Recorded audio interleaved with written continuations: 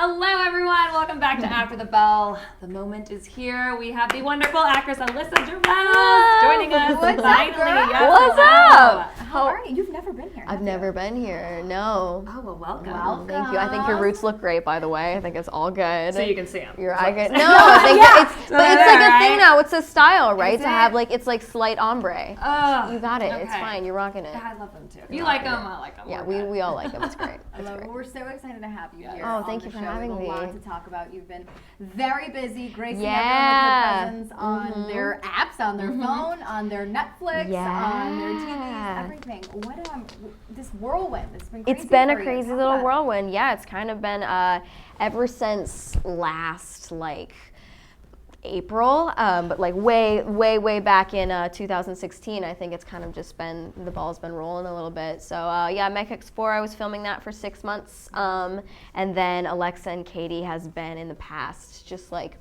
since August, I think, July or August, and I was on a couple episodes of that, which we just wrapped. Then I was just on the Mick, and so it's been really fun. It sounds fun. Is it ever difficult for you, since you are filming, and I'm assuming sometimes shoots not overlap or certain shows that you're in Yeah. overlap, to transition from one character out of that into the next one? I don't think these particular ones, since it's just kind of been, you know, guest stars and recurring stuff. They're all very headstrong ladies, so they're not too different. But you know, it's just kind of like none of it's ever been like overlapping in the same couple of days. So it's been all right. It's been okay. I want to throw it back to the beginning, even before April. I'm talking like the way The beginning. What made you get into acting? Oh gosh, I did theater ever since I was like 5 years old. I did a lot of theater, and it was just kind of like, whenever people ask me this, I wish I had like a philosophical answer, but it's just always been like, it's the only option for me. Like if I don't do it, it's like I'm not breathing. Like it's just kind of like, it's always been, ever since I was like, since I could dream about what I wanted to do, it's been the only thing. There's been no other possibilities for me. I just want to say quickly, Bryan Cranston came into one of my classes, starred Breaking Bad, and he Wow, said that's so the cool. only way you'll make it in this industry is if you can't see yourself doing You anything can't see else. yourself If you doing can, anything go else. do it. That's what I was asked by Exactly. everyone So- when I was first getting into it. Everyone would ask me like, what else do you want to do? Nothing. If there's anything else, do it. Exactly. Yeah. So you're in good company. Were you one of those kids that had all the home movies of you like pretending to do theater? I think I did. I just recall making my parents sit through like, God, hundreds of little plays that I think like, and I just recall one of them, like my dad, like I have a memory of my dad sitting on the couch, and like this one play, I would just make them up with my friends, and they were just awful, like they were terrible. And I just like recall a lot of them had like very intense like set changes and costume changes, and I just recall like my dad kind of just sitting there being like, That's a good another parent. one. They sat there and looked at you Every now. single one of them, every single little play. Yeah. I did the same thing, and I'd make tickets for my parents, and they wouldn't show. Oh, Which is probably why I'm not an actress they today. wouldn't Look, show you I a could fake have show. been show, and I'd do a whole ticket, Oh my everything. God. Curtain, they wouldn't show it. Wow, but you your were best professional though. You were super, like mine were just like yeah. little living room plays. Yeah, well, we didn't sell out. I'll tell you They're- that much. Did not sell out. Well, you gotta have a With couple of those. theater, though, I'm wondering, is it hard to transition? With theater, you have to be very animated. You do, And then do you yeah. have to reel that in a little bit when you're doing Yeah, on it's screen? funnily enough, I think it's substantially easier to transition from theater to film than it is to transition from film to theater, because it's easier to kind of pull someone in and to bring it down than to be used to kind of playing for something that's right here, and then when you get on stage and you have to project to the back row, it feels very forced. Right. So I mean, yeah, that was definitely like for the first 2 months or so, that was the big thing, was like, okay, reel it in. You don't have to indicate what you're saying. Right. Like it's all in the eyes. And that was like my manager really kind of like, after every self-tape, he'd be like, that was great. Do less. Oh, Do less. wow. Yeah, and so it was just kind of like, and I've learned now, and like I went and did the Young Playwrights Festival at the Stella Adler Theater, and even that was just like auditioning for that, having to kind of make it bigger. It does feel less naturalistic than it used to when I kind of was working that muscle all the time. So it's really good training. Would you say that was such a hard question No, to I'm choose ready. from? Would you say theater is your first love?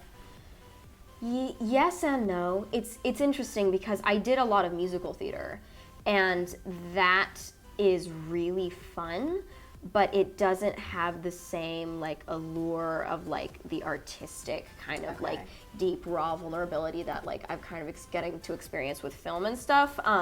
So I think if I'd had a lot of experience like doing like intense black box shows, that would absolutely be like the love that I have. But since most of my experience with kind of like more artistic stuff and more challenging stuff has been in film, I do prefer like doing film more. But theater was my first love for sure. It was like, it's what got me into everything, and like actually went back to my little hometown the other day and like sat in on auditions for like Peter Pan, and I was just like sitting in the theater and like the smell of it, and I was just like, oh man, I grew up here. Did that make you emotional at all? No, it's interesting because I stopped doing theater when I was like 12, and I was like the most annoying 12-year-old ever. I was just like, I took myself. Are we all? No, but I took myself so seriously. I was like, this was like when I saw like Girl Interrupted for the first time, and I was like, I want to like be like a dramatic actress, and like I was doing it was terrible, and so I stopped doing musical theater at that point, and so I was just like done with it. I was done, and so all of like whenever I'd go back to theaters, I was done with it, and so whenever I would go back to the theaters, I wouldn't get emotional, but this time, like going back and sitting there and kind of like watching it, I do remember the last time I was ever there was like the one time that my little serious self let myself feel anything was like I was 12 and I just stood on the stage, and I think there was like the ghost light next to me, and the whole theater was dark and empty, and I was like, this is my home, and it always will be. Oh, that's so sweet. Well, I'm wondering, you've done so much at such a young age. What are you, if you could have any role out there that you could pick and be yours that you haven't done yet, what would it be? I would love to do something like Brie Larson in Room. That would be like something that has like, that I could do like a year of prep for, that I could like really kind of go into. I think that would be so interesting. I mean, any of Brie Larson's anything. I love Short Term 12. Just like, I love indie movies, something like Blue Valentine, just like things like that have like really deep preparation processes I would love to do. So I'm going to go with either Brie Larson's role in Room or Michelle Williams' role in Blue Valentine. Wow, that's a deeper answer than I really expected. But how do you get into character then? Are you one of those, like you said, you want to go deep? Are you more of like a method type actress? That's the thing, I have no idea. It's like, I've had very few experiences where I had one audition a couple months ago where it was like the first time that ever really clicked for me, like what the goal is in acting is that like that I've found what the goal is in acting in my 16 years of experience is that like what I'm kind of trying to aim for now is like, instead of relating whatever the character's feeling to something that's happening in my own life, actually being able to have character thoughts. And like, I've had maybe 2 auditions where that's the actual case. And like, when I've achieved that, it has been sort of through a method thing. Okay. But like, I don't even know, like I'm like scratching the surface. I don't think I know even nearly enough to like actually choose a method, but it's kind of like, when I really achieve what I want to achieve, it is sort of through like being in the character before and after. So yeah. Wow. For those of you, really quickly, I just want to say hello to those who have just joined us here on After the Bell. We are hanging out with Alyssa Jirrels, talking all about acting and drama. And I want to bring it back to Girl Meets World, because a lot of you guys might recognize her from the show. Do you miss it at all? The Girl Meets World, that was my first job ever. I was on one episode, and it was one of the most, like, it was the best training experience I have ever had, because it is a well-oiled machine, and it's like, the stakes are so high, and it was like, for a first job, I knew no one, I had not been in the industry a very long time, so it was kind of like, it was very nerve-wracking, but I loved the live audience, and that cast was really incredible, and I'm just like, I definitely do cherish kind of all the time that I spent with them, and they're just a really great group of people. Do you keep in touch with any of them at all? No, the one person who like, Sabrina and Rowan are just like, they're soaring, they're amazing. The one person that I really bonded with was Cece Balago, who was also a guest star. She was recurring, but she was kind of like, I remember just like whispering to her at one point, like, I don't know what I'm doing. Like, I was terrified, and she was like, "You're okay. Like, I'm a guest star too." And she like spent time with me, and she was very sweet. And I actually texted her a little while back just to thank her for that. So she's someone who I really appreciate a lot. Were any of the OG stars were they guiding at all, or do they kind of, are they like Ben and Danielle? Yes. I hardly got to spend any time with them, but I do recall it being a very big deal to me. I remember we were doing one of our run-throughs, and I was walking to one of the sets, and Ben Savage walked past me, and he had just watched a scene that I did, and I was like, and then he kind of looks at me, and then he turns around, and he's like, "You did a good job." And I was like, "Oh wow, thank you so much." And it was just like, that was just the fact that he did that. I Yeah. took that with me for a long time, because he didn't have to No, say that. you didn't have to say that You don't at have to all. say that kind of stuff. So,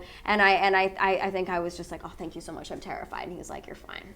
And then he walked away, and that was just like, that was nice to kind of have that validation. I would put that quote in awesome. like my Instagram bio, and like put his name by. You're like, fine, You're Ben fine. Savage. Done. Yeah, that's all you need to get through Yeah. life. But how do you keep, I guess, your personal life either separate, or can you even keep it separate at this point from work life? Like, how do you create the balance? Because you're still young. Yeah, I mean, it's interesting. I've gotten really lucky. I found a really nice group of friends here, and they're all. It's just, I kind of have always, my personal life is acting, and it's always been like that. And like, I think if it wasn't, I would be a lot like more unhappy, because I do love being surrounded in it. So I kind of like purposefully don't keep it separate. Actually, that makes a lot of sense now that I think about it, because when I was young, I played sports, and Yeah. they were my friends as well. Exactly. So it's kind no, of all my one and the friends are same. actors, especially living in LA. It's like you throw a rock, hit an actor. So I mean, Yes, go to a restaurant. an actor. Yeah. Are you taking classes or anything? I out here now? do. Yeah, I was at. I'm kind of like.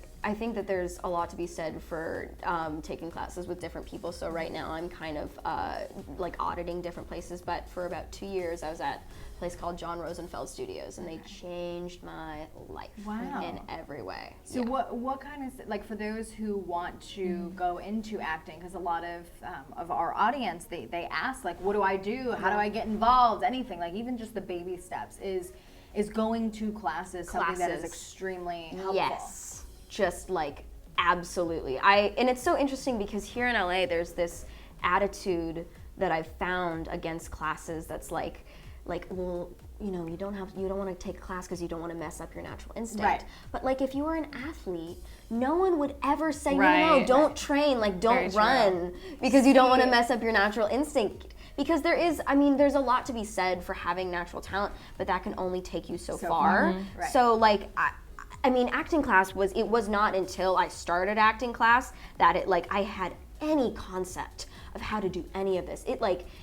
I mean, and that whole community of actors at John Rosenfeld Studios is really fantastic, and all the teachers are great. But it was just like, it teaches you how to be present. It teaches you how to audition, which is just like literally the basics that you need. And you can get somewhere on natural talent. You can. I mean, proven by like Jennifer Lawrence, who was kind of like, well, I've never taken an acting class, but. Yeah. But then there's Meryl Streep, you know, who's just like, who would never say, no, don't take an acting class. There's just like, honestly, I think it's absolutely everything. Who is someone to you that is, I don't like the word like idol, but someone that you really respect in the industry that is that I've met, or that I've like, just anyone? You know, either. Let's see. I mean, the person I always say is just like throwing it back to Brie Larson, because she's just like, and interestingly enough, my friend JJ actually, he is studying with the teacher that was hers when she was 17, and I'm about to go like audit his class. I'm very excited about that. Yeah, so I've actually been trying to track him down for like 2 years, because I remembered her telling a story about how when she was like 16, she had no money, and so she couldn't pay for acting classes, and he, in exchange for teaching her, let her teach the little kids class. And so I was like, that sounds like an incredible person. I would like to find this guy. So she has been through the mill. She has just been through 20 years of this, and she's someone who I just find incredibly compelling, and she has a lot of depth. And so I will always admire her and like the struggle and the journey that she's been through to get to where she is now.